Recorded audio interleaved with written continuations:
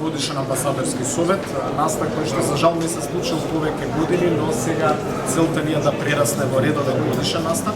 Многу е значајно што денес со нас е пристоен председателот на владата Мицкоски, пред се бидејќи надворешната и внатрешната политика се координирани од страна на владата заедно со председателката на државата, но еднакво значајно е што сите внатрешно политички процеси кои што се поврзани со економија, инфраструктура, национален развој се и наши надворешно политички приоритети. Така да целта во рамките на оваа сесија со председателот на владата е нашите амбасадори и генерални конзули изворно да слушнат за кои се приоритетите за следната година и да добијат насоки за постапување на клучни наши стратешки национални интереси.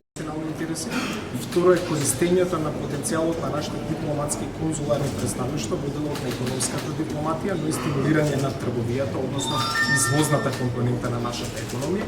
И третата е заштитата на интересите на нашите граѓани надвор од незините граници, независно дали се тоа македонци кои што живеат надвор од нашата држава или се тоа наши граѓани кои што патуваат заради различни причини. Во таа смисла тука зборуваме пред се за конзуларните услуги, потребата од видна модернизација, подобри услуги за македонците надвор од границите на државата. Секако Европската унија. Тоа ни е најзначаен трговски партнер и земјите членки на Европската унија, но еднакво значено гледате во последниот период и етусот кој што додаваме насочен кон засилена трговска соработка со Соединетите американски држави. Скоро беше тука во посета председателката на Индија. Индија исто така е значаен пазар. Земјите од арапскиот залив се исто така земји со тоа што гледаме интереси, гледаме засилена соработка во следниот период. Така да секако примерна ни е соработката со оние традиционални трговски партнери, но отвараме можности за нови пазари, тоа се дел од приоритетите на нашите дипломатски конзулари. Разбираат нашите позиции и имаат за цел да помогнат доколку е возможно да се изнајде некое соодветно решение за да може ние да ги отвориме преговорите. И за тогаш вие лутате во магла, не знаете на крај каде ќе стигнете. Јас се обидов вчера да направам една компаративна анализа на неколку клучни параметри во економијата.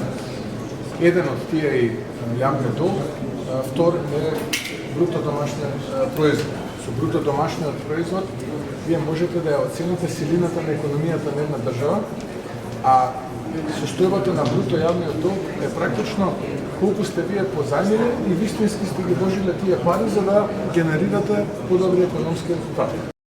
Бруто домашниот производ за овие 2 години е поголем отколку за претходните 6 за претходната влада. При тоа јавниот долг е зголемен за нешто помалку од 3 пати. За нешто помалку од 3 пати зголемен јавен долг, за 3 пати пократок период имаме зголемен бруто домашен производ. Тоа што стратешка определба на министерството и стратешка определба на владата, и тука не треба никој да има дилема. Така што тоа што го кажа министерот е апсолутно согласено со политиките на владата. Така што дел од пораките што јас денеска ќе изборам пред нив се содржани во тие столба и чекори.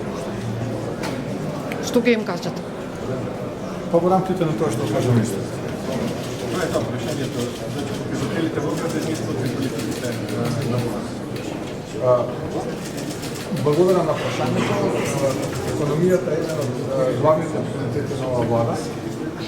Како дел од економијата и градењството се разбира и кога ќе изгледате последните параметри ќе дојдете до заклучок дека градењството расте со ставка поголема од 30% по делот на издадени одобренија за градење, но исто така оно кој што нас посебно не охрабрува е вредноста на работите кои што се реализираат во градењството, која што исто така на 30%, споредено со истиот период од минатите години. Еден од двигателите на економскиот развој е градењството и очекувам да има сериозно позитивен импакт, сериозно позитивно влијание врз растот на бруто домашниот производ на државата. Ние знаеме кои се нашите црвени линии и во рамките на тие црвени линии ние ќе се обидеме да го изнајдеме решението и за првото прашање.